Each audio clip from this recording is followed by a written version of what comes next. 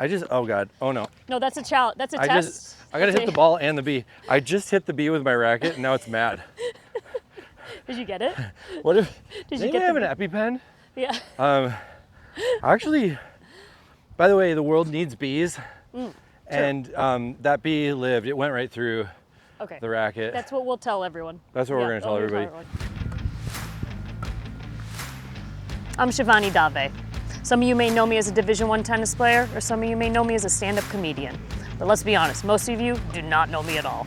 That's why I'm bringing my more well-known comedian friends, ask them some tough questions, test their tennis skills, but of course, talk some shit. This is Smackin' Balls, Talkin' Smack.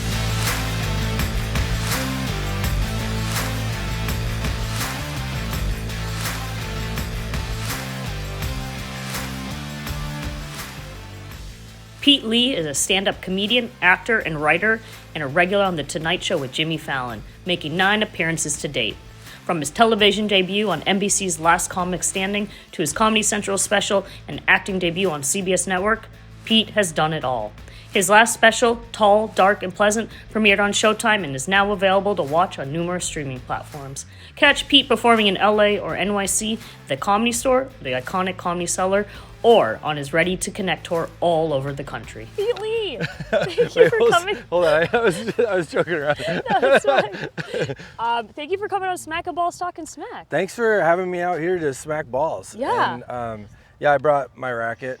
Okay. I'm gonna do this thing. Oh, cool. You just like. What are people doing when they do this thing? Are they? You're straightening out your strings. You know. Yeah. Playing with them, telling yourself you don't suck at tennis. Oh, that's all it is. It's all it is. It's a mental game. Oh, that's so funny. Whenever they go and they sit down and they put the towel in their lap, they're going, "You fucking suck, Janet." and it's like in stand-up when you go grab your water on the stool, you're like, "Don't fuck this joke up." Don't fuck this. Yeah. you have a second to breathe. Where as long as you're grabbing your water from the stool, they can't see you for a second. Yeah, exactly. You're turned around. A little tear comes down. A little tear. Oh, okay. Well, I'm so excited to have you on. We've been talking about tennis for the last couple months, and I want to know, can you tell us a little bit about your tennis experience? Yeah, I was ranked 17 on the Pro Tour. I fact-checked that before we got here. Oh, okay. Correct. All right. Correct. What a funny lie. Why wouldn't I pick like number 2, but I picked number 17? You got to be a little more detailed. That's perfect. That's so funny. Like if you do put this in there, there's gonna be somebody who is number 17 or was. That's like, buddy. Yeah, but you can just be like 17 in Uruguay. Yeah. Yeah. I was ranked 17th pro in Rock County, Wisconsin. Yeah. There you go. No one's gonna look that up. Yeah, nobody's gonna look. Yeah, they didn't even have the internet back then. But so my tennis experience is when we warmed up, and then I dated a gal that was a state champion tennis person. Okay. And if you've ever dated anybody that's really good at something, you just got to be like, well, I'll try it. And well, that's very secure of you as a man. Can you say that again, but directly in the camera? Yeah.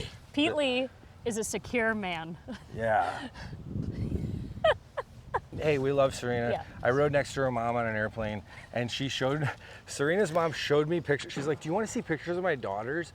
And showed me pictures of her daughters. Like I don't also have pictures of them on Google in my phone. It was really funny. Like I was like, I am slightly creepy. And I know your daughters. Well, it's just that anybody can, like, I can go on Google. So she's like, "Do you want to see pictures of my daughters?" And she showed me, and then I just Googled, and I go, "Oh my God, do you want to see pictures of my daughters?" And I showed her daughters, but you can't do that with like almost anybody. But it was just really cute that she showed me pictures. Okay, well, Serena Williams' mom, we love you. We love you, Serena. We love you. Open your stance, Venus. That was the King Richard. Open your stance. Great movie. Yeah, Great movie. Great movie. Nothing wrong with Will Smith ever. Okay, perfect. We love Serena. You have some very solid tennis experience. Yep. And then before we start smacking some balls, you got to go to the U.S. Open for the first time this year, yes? Yeah, I did. How was that? It was so cool. Okay. I didn't know any of the players because like I was like, is Pete Sampras still playing? Like, is Andre Agassi? Is Andre? You're like, where's Brooke Shields? Yeah, where's Brooke? Is she in the stands? You sound like Kermit there. Yeah. You know, I've been getting that a lot. Oh, you get that? I get it all the time. That Kermit the Frog and Patrick Mahomes had a baby. That's what someone told me on social media the other day. Isn't that nuts? Don't you hate it when they burn you and it's actually a pretty funny joke? It's killing. Yeah. Yeah. Oh, my other relation to tennis is I know John McEnroe and his brother. Oh, lovely, Patrick and so John. Yeah. I was at Nikki Glazer's show backstage, and my house burned down. And Nikki and I had these Patagonia jackets that we'd wear, and they have like NASA guts in them, and you can sleep really well in them. I don't know what it is. But anyway, so at her show, everybody's gathered, and it's like, like all these celebrities and like Key and Peele and like the head of Netflix, and then John McEnroe's there, and you're supposed to bring Nikki gifts, and she brings me this bag over in front of everybody. And it's like Pete's house burned down, and we had these jackets we wore, and so I got him this jacket. Aww. I started to tear up and cry, and I turn and I look, and John McEnroe goes, "Really?" Really? And I had never met him before, but I like, do you understand how great that is as somebody who like loves tennis, loves the John McEnroe, is just that guy? Yeah. And then I got John McEnroe. Yeah, you did. Yeah. You were said to like, man up. Yeah, man, what, really? John McEnroe told you to man up. It's a jacket. And then afterwards he came over and he's like, "Hey, I feel bad. Do you want to be a part of my benefit show?" And so I did stand up at his tennis benefit. And one of my favorite. He has an academy in New York. Yeah. He has an academy, and one of my most killer jokes was I go, yeah, my house burned down this year, and so you got to understand it means a lot to me that you're raising money for tennis. All those courts in the backyard in LA. Yeah. I got a real big laugh from him. That's awesome. He's a cool dude. Shout out to John McEnroe. Shout out to John. So we are naming some classic tennis players here. Yeah. Okay, listen, I forgot to tell you. I wore this for you. You're from the Midwest. Yes. You went to University of Minnesota. Yep. Rival school. Illinois, I had to wear it. I had to flex a little bit, but Illinois, I'm wearing all my Illinois gear. I feel like this is for us to bond over. We are rivals too. We are rivals, yeah. But I mean, it's so cool. You were a Big Ten tennis player. That's major. Like, I don't know, if you were in the Mountain West and you played tennis, I'd be like, okay. Okay. By the way, there's going to be somebody really offended. Like, I played Mountain West tennis at, I can't even name one of your schools. Mountain West. I don't know. I don't even know what that conference is. West Point? I don't know. Yeah. But we would play University of Minnesota. Yeah. And we'd go up there, and it was cold, and we'd get the hell out of there. You'd be wearing ski gloves. You'd be wearing ski gloves in April to play tennis. And by the way, I just realized that I have a belly and I kind of have boobs, and I can use the racket just to cover them up. It's okay, you're wearing black. Yeah. Which we've established previously on the show that it is slimming. It is slimming. Yeah, it is very slimming. Unless you have these tits. All right. Yeah. Well, okay. Let's get your body out on the court and smack some balls.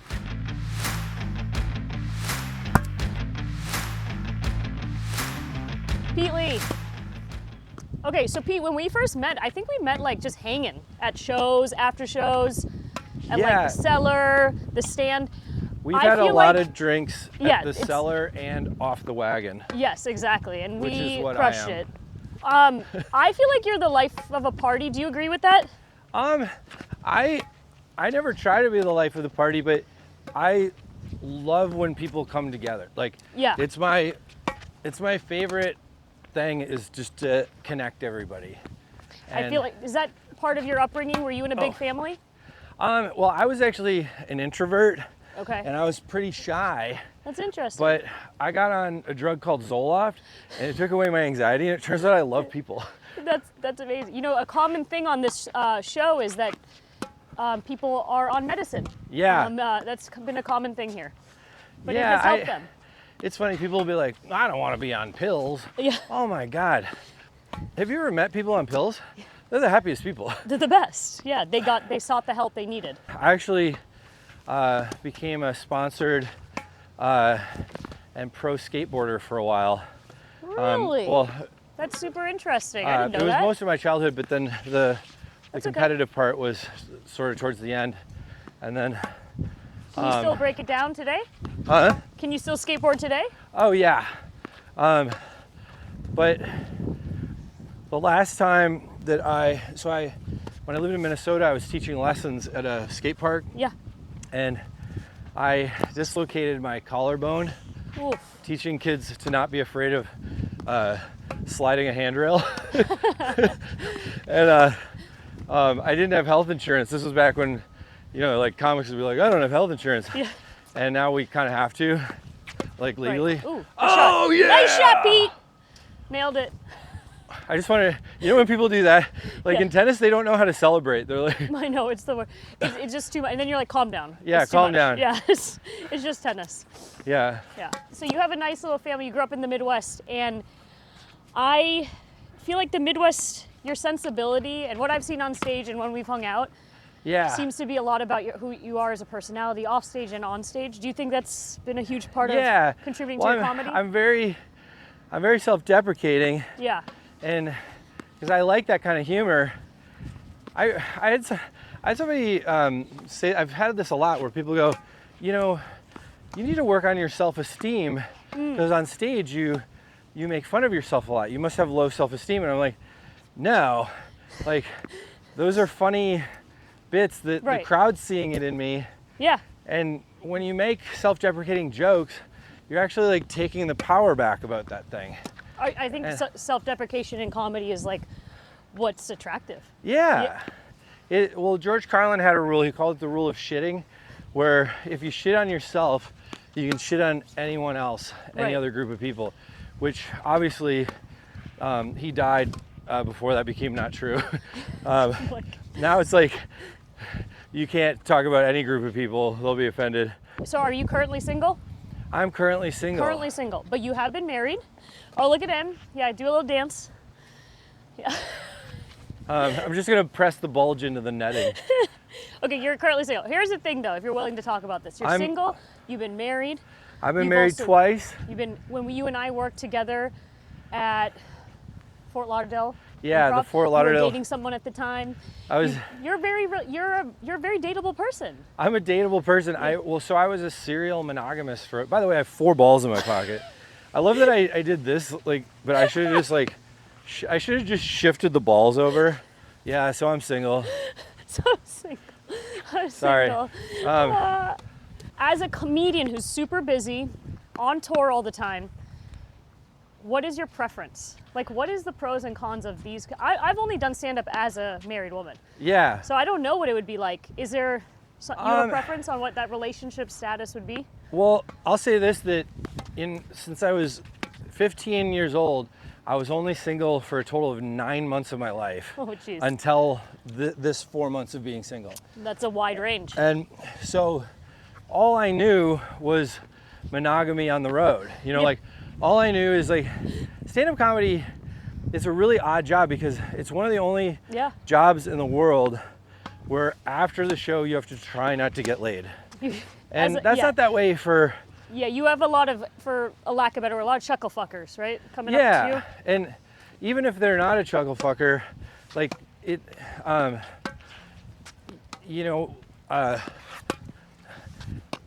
gives a gal a sense of feeling like they got to know you. Yeah. Also, women will be like, when we go on a date, the end of the date could be, I get his phone number or I get murdered. There's kind of that joke. Right. Well, I think if you go out with a comedian, at least, he's verifiable. So Sure. I think it takes some of the danger out of it, or you just saw them very vulnerable on stage. Yeah. For the most part. But, so this is the first time that I've ever been single and going on the road. And I thought it was going to be just like, oh man, this is going to be hookup central. Yeah. But it's not, because just like how women need to feel safe with a guy that they go home with. You have a lot of balls. I want you to get in your pocket. Yeah. I'm in entertainment. Yeah. I don't want to go be alone in a hotel room with anyone I don't trust. Right. And that's a weird thing. Like most of my friends back in my hometown that just would smash any gal who says yes, they don't understand the idea that like, oh, you don't go home with a stranger, you know? Right, and they're not, you don't know if they've been tested. Yeah, and then it's also like beyond that, like maybe, like just because someone's good looking doesn't mean that they're attractive Right. or sexy or like, there's a lot of mean people now. Yeah. You know, this book, The Game, taught men to when they meet women, it's something called negging. Yeah. Where it's just to start a conversation with a woman, you go, hey, nice hair, looks dirty. And then she'll actually start talking to you because like you got into an argument. Well, for some reason that works with women, but when you neg a man, he's just like, ew, you're a mean lady. And every woman now wants to neg you. And I don't like it. Well, I mean, I know they call it negging now, but that was the classic thing when you were in like recess when you were a kid. Kind of poking fun. Yeah. And it became that flirting thing and, oh, they made fun of me, they pulled my hair. Like, no, they like you. Yeah. You know, that kind of thing. Well, and I can handle, like, if a gal is like, sees my phone and goes, man, like, how big is the font on your phone? And I actually have pretty big font because I actually have like fighter pilot vision and I'm 48 and I don't want to lose it because of my dumb phone. Okay, I see. You're not trying to squint. Yeah. Yeah. But that's even a funny kind of roasty kind of thing. But some women go, like they'll say something that's just, it's just mean and not funny. And then they'll go, what? I was making a joke. And I'm like, oh no. Like, I know jokes. Yeah. Like I understand jokes. Good shot. That was just mean. Yeah. Like, you're a mean lady. And it's funny, my brother and I, because I've hooked up with so many awful people in my life, awful women. Yeah. And by the way, disclaimer, women aren't awful. I've hooked up with women that are also awful. Sure, And yeah. My brother will go, inclusive. he's like, dude, we got a rule. No putting your dick in mean ladies. That's what he'll say. You're like a mean lady. Yeah, you're super mean. You're a mean lady. Yeah. Yeah. But you do have a likability to you on stage. Let's say off stage as well. I think so. Yeah. So that likability though, and that Midwest kindness sensibility, has that helped you kind of get out of like bad situations? Oh yeah.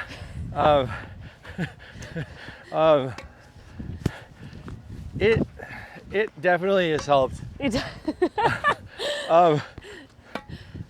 there a time you remember? Yeah. Yeah. There's a story that I don't think I should tell it. Okay. I won't tell where it was at, but Okay. All right. We'll keep that out of here. No, location details. Huh? No location. No, details. no location detail, but Okay. so like imagine that I'd never been single on the road. Okay. And I went to hook up with this gal. Okay. And my whole thing is like, if there's red flags, let it go, you know? Right. And this particular one, she was so beautiful that there was like a whole like beach with a hurricane coming full of red flags. Beach with a hurricane. Okay. And she shared with me that her dad died like 2 months before. Okay. And also the detail that every guy that she tried to hook up with, her mom would end up having sex with him. Are you serious? Yeah. Jesus. And it's a complicated relationship. yeah. So we get back to my hotel room, and she also let me know that it's a big trigger if a hotel room is messy. Well, I'm a very clean person, and I like my spaces to be nice. Yeah. There's one water bottle with a cap on the counter, and my laptop bag was open. And she walked in, and by the way, to this gal's credit, her dad just died, and she's been through a lot. Yeah. And but I turn around, and she's naked. She had taken off all her clothes while yelling at me while I was putting the water bottle and zipping up my laptop bag. Yeah. And so now she's naked and yelling at me, which is hilarious. Which is, you're like, this isn't sexy. And I was like, this is funny. right at that moment, like, and imagine she's stunning, and yelling, which is funny. But then, you know, I make the decision right there of like, oh, she could be having a bad night. This could be not who she is, but we're not hooking up. And so I was like, hey, how about we just put some clothes on and we have a beer? I was fully clothed, but I was like, how about we put some clothes on? And she turns and she does this. Keep in mind, naked, but still with sandals on. Okay. And she goes, I knew it. She goes, I knew you were gonna have sex with my mom. You're probably gonna go have sex with my mom, aren't you? And she kept doing this. Oh, and not the most flattering naked position. Yeah. The most sincere that I could, I go, hey, no one's having sex with your mom here, okay? And I meant that to like sincerely calm her down. On a daily basis, if I'm ever feeling sad, if I just think, hey, no one's having sex with your mom here, I will laugh my ass off. And since then, I've spoken with her. She's a really cool person. She's having a bad night and a bad time. Okay. But yeah, I go, just so you know, you make me laugh on a daily basis. I knew it. I knew you're gonna have sex with my mom. And I'm like, hey, no one's having sex with your mom here. No one's having sex with so no funny. one's doing that. But so you were, I guess that niceness kicked in, and yeah, and I wound up getting her a taxi, and she went back home. And I don't know, when you're young, you think every hookup is gold, and then like as life goes on, you realize that's not gold, that's fool's gold. And it's just not good to share that type of a thing with somebody that. But then, you know, the end of the story, mom showed up, right? Oh yeah. Yes. Yeah. So I begged her mom. Yeah. So, yeah. Hold on. Okay, you can you can be our I just ball want to do boy. the thing that you did. Yeah. That's like how you did it, right? That's exactly how I did it. Yeah, my house burned down. You should do it again for the camera. How your squat and then your butt? Yeah. Wow. I just want to do this like the way that you do it. Okay. Here. Okay. Go ahead.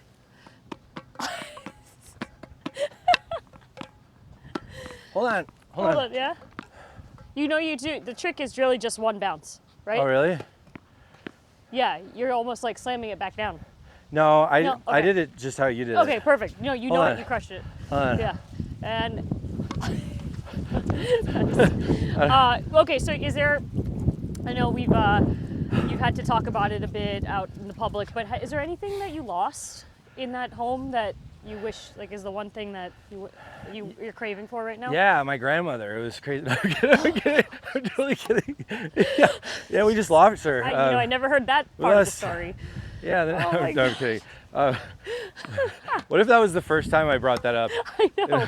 I was only here at Smack and Balls Talking Smack. Did you find out about Pete Lee's grandma? Yeah, my grandma Lady Ann, she died in the fight.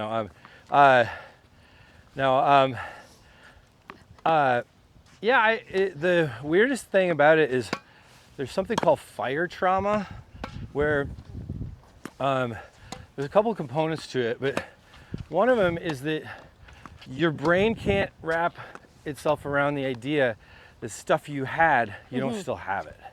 Yeah. So like one day I was going to an event and it was like 4 p.m. of the day of the event, and I was like, oh, I'll wear my blue sweater. Yeah. And I was going to get ready in my New York apartment. Yeah. And I went in my closet and I was like, where's my blue sweater? And I was like, oh, it's ashes, it's burned down. And that happens constantly. Like, I'll be like, oh, I'm gonna use this lens for my camera. Ah, it burned. Hold on. Yeah.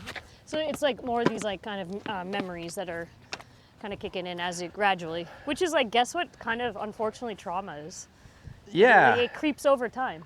It's weird, and things just keep getting better and better, because like, you know, really the thing that helps is the thing that we do is we go on stage and we get to talk about stuff in our lives that is hard.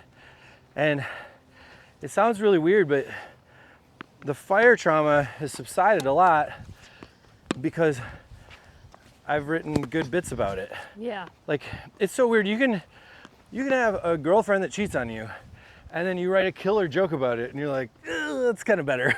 And, I feel like that was worth it. yeah, it's like worth it, but it's cathartic. Oh, nice one. Oh, perfect. Oh. All right, nice. You started stand-up in LA?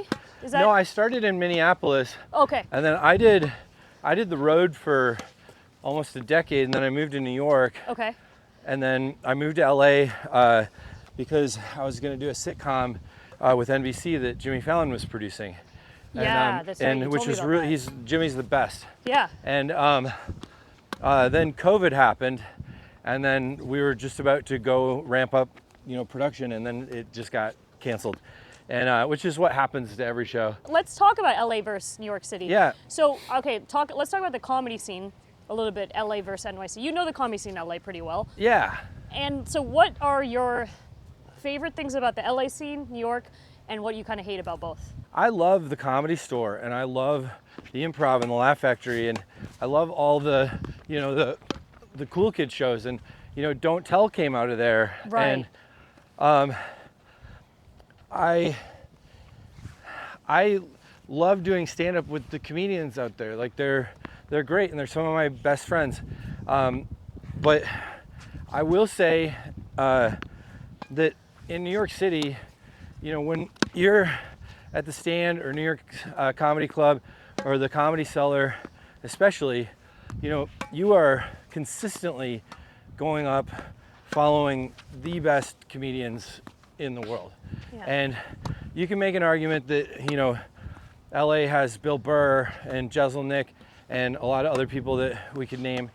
But dude, the difference is in New York, you have like Caitlin Palufo and like Drew Dunn and Yamanika. The best thing that happened from my house burning down was I moved back here and I got better at stand-up again. And when I left New York, I was pretty good at stand-up. And then in LA, I got a little soft because you're not following as tough of people, and you're also like in LA, the pace of the comedy is slower. Sure. And yeah. you go a little slower, and it's not because the people are slower, it's because they're fucking high, and you have to go slower during your setups. You're saying the audiences are high? The audiences are high as fuck, and so you have to slow down and really enunciate your setup so that they can understand the punchline. Yeah. And the worst, audiences are high in New York too. my least favorite shows are cannabis shows. Yeah. I mean, it literally, you wait 10 seconds, you go, there it is. Yeah. Yeah, and you're like, cool, this was fun. Yeah, you can hear their minds going, Yeah. oh. Yeah. Oh. To shit on New York a little bit, there is a cadence and there is a quickness to the Cellar, and that doesn't work everywhere. Mm-hmm. And there are comedians that work the Cellar that don't do well on the road necessarily, or in LA.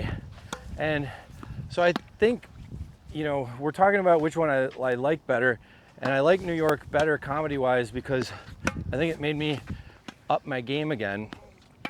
Yeah. And it made me have a huge ego reduction going, so funny, I said ego reduction, I just whiffed on that. That is good. That was good for you. That was good for your ego. It made me have an ego reduction where it made me go, okay, you think you're good at this. Yeah. Well, I'm going up on stage at the Cellar and I'm getting smoked by all the people that, you know, Esty just passed. And then, you know, I'm now on my 9th month. Yeah. And I've caught up to them. And, you know, a lot of these people are really respectful of me, going, man, you know, we've loved your comedy. But I'm respectful of them of, oh my God, I've been struggling to, like, Nice. to get ahead and be able to follow you the way that I feel like I should. Yeah, there you go. And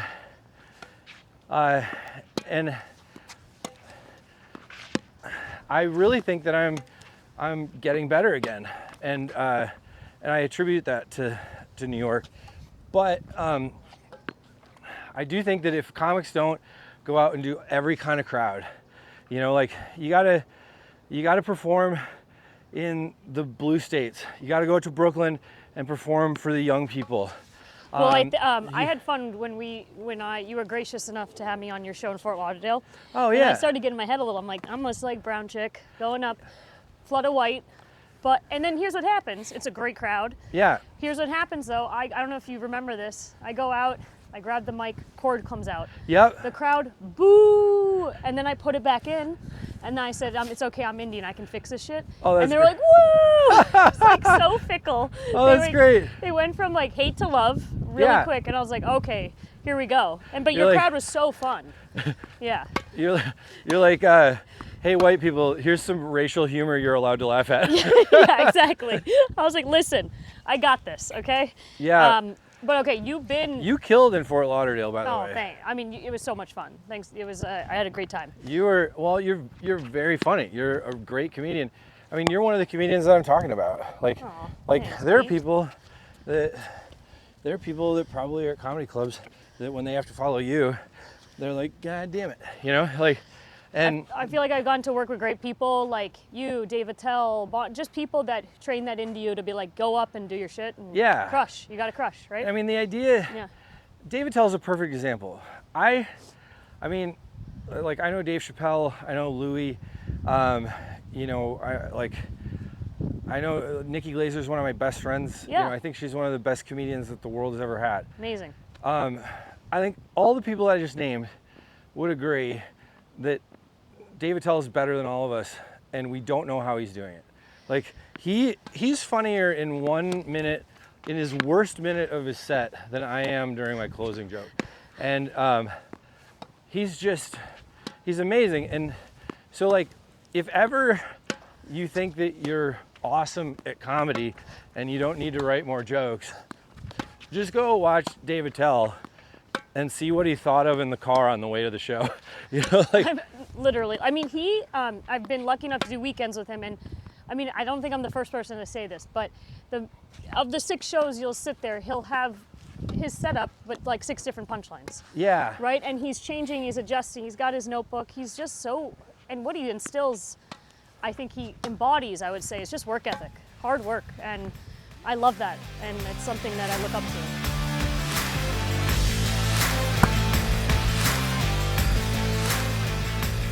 Pete Lee, we've reached game time. Yeah. This is a segment called Smacking Balls, Chugging Beers. And I brought something special for you. You're from Wisconsin, so we brought the authentic beer from Wisconsin, Miller Lite. I love it. And That's what I drank as a child. So we're gonna do this. This is the game. Basically, you're gonna hold a beer in one hand, you're gonna keep your racket in the other. You miss, you gotta chug a little beer. That's how it works. All right. All right, we're gonna do quick fire, silly questions and just keep playing and drinking. All right? So this is good enough for you. I'm gonna grab you a beer. No, you actually don't need to grab one. You thought those were tennis balls in my pocket? A lot of balls, actually. I've been playing with a pocket beer the whole time. Jesus, Yeah. you would. Yeah. So, all right, let's do this. You had a beer in your pocket the whole time, and I shook this beer before we started. Yeah. So cheers. Sudsy. All right. Here's to feeling good all the time. I love it. Here's to what's the line again? Miller Lite, Yeah. the milk of Wisconsin. Miller Lite, the milk of Wisconsin. Let's so from down here and bring it up. All right. Okay. 3, 2, 1. Miller Lite, the milk of Wisconsin. I think mine's 2%. Mine's skim. Wait, it's light. It's actually It's skim light. milk. It's so good. The skim Perfect. milk of Wisconsin. Okay, let's smack some balls. Okay, so Okay. you know the deal. So the rule is that you have You to can have the take beer your ball in out your of your hand. hand. I don't want to handicap you. Can you say that? Huh? Jeez, can I even say that? I don't know. I don't want to. So you worry I don't about want you to getting get the ball in. rickets. This is a game of consistency. If you're working Okay. on your tennis game, this is a game of consistency. If you miss, you got to drink. The problem is, I think you want to drink, so I think you're going to miss a lot. So, yeah. The funniest part about this is you're trying to challenge me by making me play with a beer in my hand. This was like most of sports growing up. Yeah. Like Yeah. we would just like, I don't know. This is the beauty. This is why I love the Midwest. The Midwest is where you get to play cornhole, drink. The sports bars are the best. Yeah. They're my favorite. Dude, if you've ever played horseshoes, that's a whole game where you play it with a beer in your hand. Yeah. All right, let's get it going. Here we go. So Pete, Yeah. you have been on the Tonight Show 9 times. 9 Drinking. times. Is that correct? 9 times? 9 times. 9 times. Let's get a little bit behind the scenes action. Tell us something like someone who would have no idea goes on behind the scenes at the Tonight Show. Because you're an expert. Oh God, something that goes on behind the scenes at the Tonight Show. So the halls of 30 Rock, Yeah. like 30 Rock is probably the coolest building on the planet. You know, like SNL, the Tonight Show. Those are some of the coolest institutions. The halls look like hospital hallways, and it's because they have to roll sets through.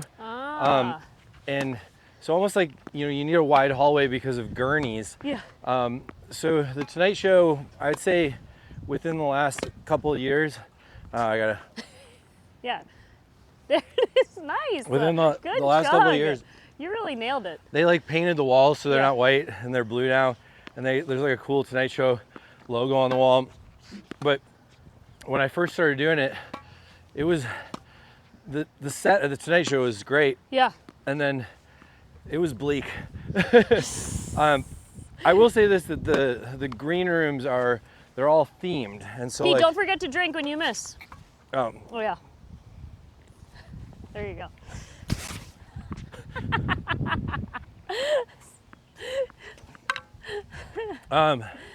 So many balls, so many beers. It's just balls, beers. yeah. Oh, balls and beers. Okay. So okay. So I was trying to. That's a I good. was trying to think of like. Well, that's a good one. I think that's a good example. Now, if you're willing to Um, share, because you've been on like everything from the Tonight Show to Comedy Central, Yeah. you're you've done it all. But Yeah. on the Tonight Show, having been on 9 times, do you remember a bad set? Yeah. I mean, oh God, the sun is so bright. Hold on, Yeah. dude. That sun is so bright. It's hard to look at the tennis ball now. So there you go. I never had a set that didn't go well on the Tonight Show, but I don't gotta think drink. so. I couldn't find it. So, but maybe internally, you know how comics are. Sometimes they think something didn't go well, but maybe outwardly it actually did go okay. Yeah. My 8th one, it was a really hot day. Like I'm talking like 100-degree day. Yeah. And so, you know, the crowd, unlike other places, if a crowd in LA comes to a TV taping, Yeah. they probably went from an air-conditioned car into a holding area in the studio. Well, Yeah. at 30 Rock, sometimes the line has to wait outside first. Right. And so these were people that they had basically been in a sauna. Yeah. And when you've been hot, it's hard to have energy to laugh. And Yeah. Ooh. so Seth Herzog, he does warm up at the Tonight Show, Yeah. and he's one of the best comedians that I have ever met. And you know, I mean, he's like probably batting 1,000 at the Tonight Show, you know? Yeah. And so he doesn't have a bad set, but there are times where the crowd isn't good, but he is. And so he came back to my dressing room and was like, "Hey, heads up, they're not a good crowd. Okay. And it's not because they're not Yeah. good people, but they've been really hot all day and they're exhausted." And so those are those sets where you know that your timing needs to be like faster. Right.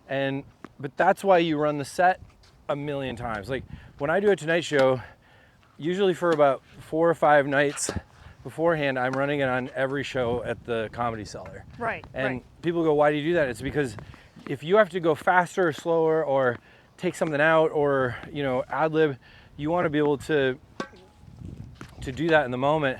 So I didn't have a bad set, but the crowd was tough and I had to lean forward, an inch further on my toes. Well, and I mean, that makes so much sense to me.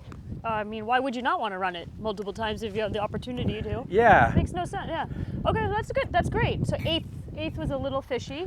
Also, here's another secret. So I run my set. Go ahead. Like every show, the last set, the night before the Tonight Show, I get fucking hammered. And it's not usually the last set, it's usually the last like 4 sets, because early on in the night, Michael Cox comes out and he looks at the set and he'll look at it on 2 shows, and then usually Michael and I have a beer and we talk about it. Sure. And generally before the Tonight Show, I won't drink for about 2 weeks because I just want to get some of the bloat out, That's pretty good. And because I'm a volume drinker. Oh, this is a vanity thing. You're trying to look good. It's vanity. Oh, yeah. it's vanity. It's Okay, not because I that's want to fair. be sharp on Not- stage. yeah. It's because I just don't want to have as big of a double chin. I was like, oh, that's so like diligent of you. No, we're But, just trying to look good.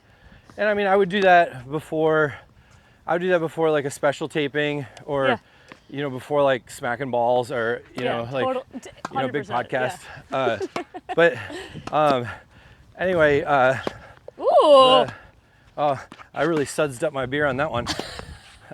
you made me miss. Every Every time I laugh, So, I miss. but I get hammered, and my thinking is that if I can do the set There you go. fucking hammered, and I'm not talking like a little buzz. Yeah. I'm talking like, hey gay, like fuck you drunk, like fuck you, you're cool, fuck you, You're like cool. that drunk. Yeah. If I can do the set that drunk, then I can do it no matter what nerves or whatever I have Right. on the Tonight Show the next day. And it's just part of my tradition. Okay. And I don't think I've ever told anybody that. I'll say 2 things. Okay. 1, I'm doing it for a purpose. And number 2, I'm so fucking funny when I'm hammered. Well, I think stand-up comedy too is like are like athletes. Yeah. You're practicing, you're doing your reps, Yeah. and athletes are superstitious. So if you have this thing where, hey, listen, 2 days before, Yeah. I got to do this thing. But, well, I think that's great. Jimmy Fallon loves you.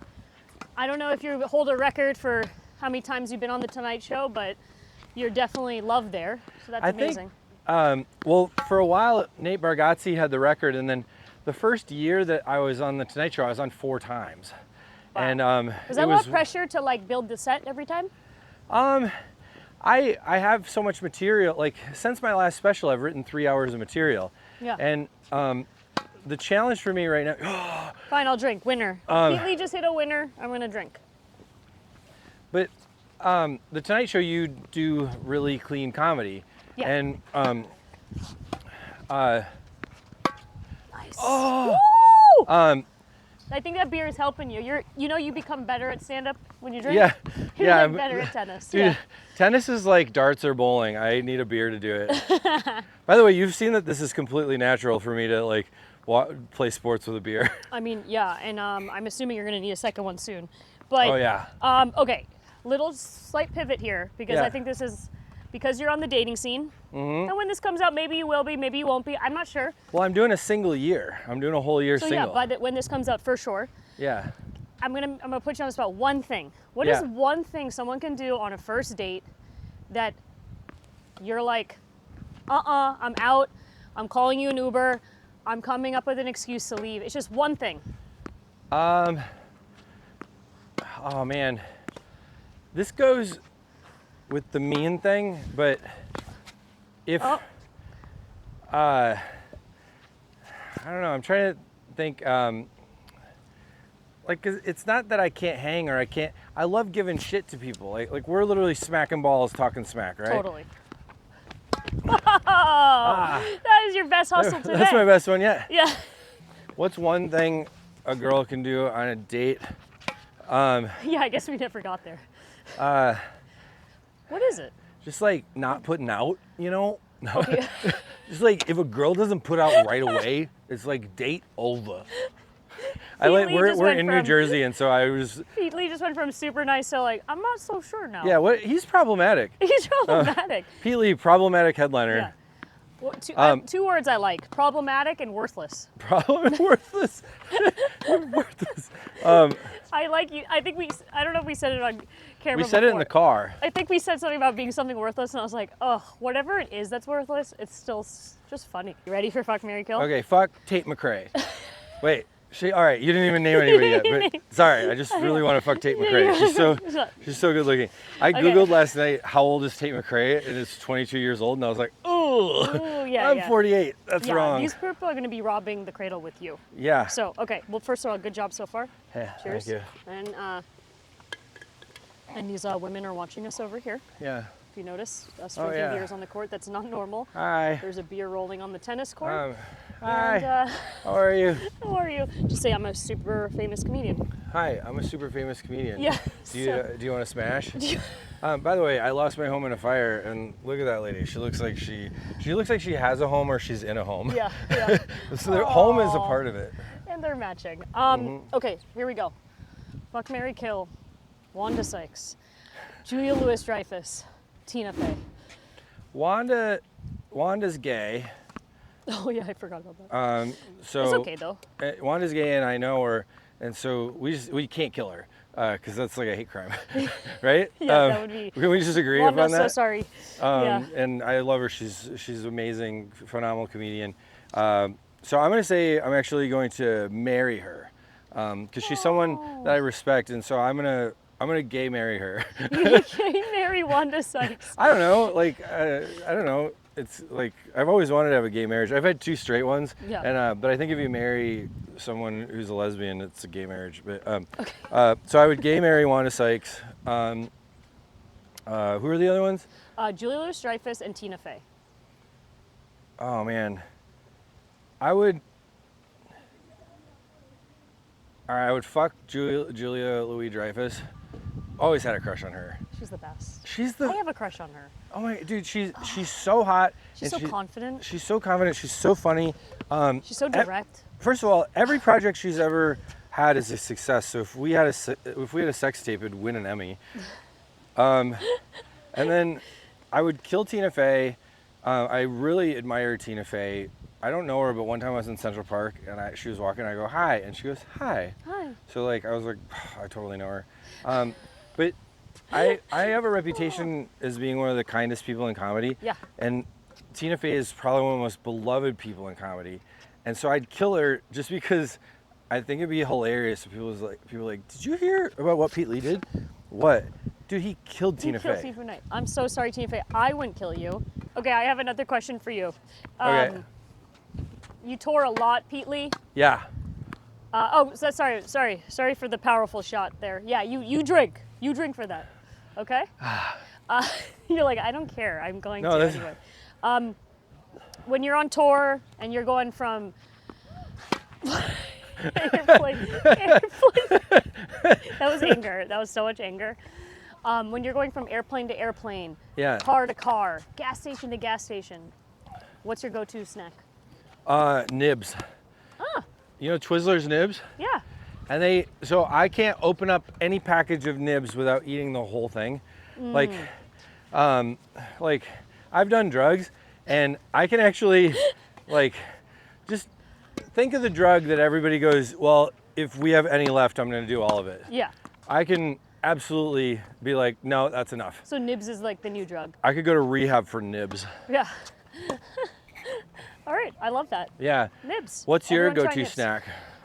Mine is probably Gardettos. Oh, yeah. What do you think? Everything bagel breath. Seriously though. Yeah. But I don't want just the bagel chips. Even though they all... He's lost it.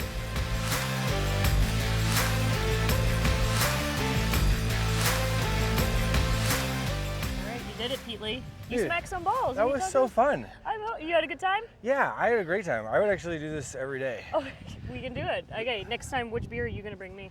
I'm from Wait, you're Boston. from Boston, so I'll bring you a fucking wicked sad Adams. I'll bring you a sad Adams. That's Yeah, actually what it nice. should be called in Boston, a sad Adams. Yeah. I'll bring you a Sam Adams seasonal Okay, thank you. lager. Yeah, I appreciate the summer lager. Thank You want you Yeah. Oh, you want to have a fucking summer, do you? Yeah. You want a fucking summer in Boston? You That's a fucking good wicked kid. accent. I love it. Well, okay. Now, you did you learn anything today about tennis? No. No. I didn't learn shit, but I did learn a lot about friendship. Oh, Yeah. that's sweet. Cheers. Yeah. That was lovely. Oh. And then I have one question for you. Pickleball or tennis? Tennis. I think I transformed you today, yeah? Yeah. You came in as a pickleball fan. I came in someone who's played a lot of pickleball because I'm becoming elderly. Don't look it. Yeah, don't like it. But those are pickleball nets, and Yes, they are. I have a lighter in the car. I think we'll burn them down. Okay, thank you. You heard it. You heard it. Pete Lee is not a pickleball fan. And then what? With the way we always end here is on spinning the racket. Spinning the racket? Yeah, we take our hand here, and you're gonna do. You want to do it with your beer in hand. No one's ever done it with the beer in their hand. Oh. So like you're gonna. This is a record already. Yeah. All right. Just like your Tonight Show appearances. Ready? You're gonna take this. You're gonna watch me first if you'd like. Let go and grab. Okay. And you did it. Wait, hold on. Let me. Yeah. Oh, I mean Oh. that's the fastest. Pete Lee.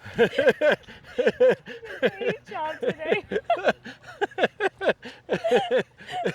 I think you crushed it. I did not come to this tennis court for those kinds of manners. You have set the standard. Oh. Thank you so much, Pete Lee. Thanks for coming. It's so much fun. Thank you so much for having me. All right, love it. Thank you.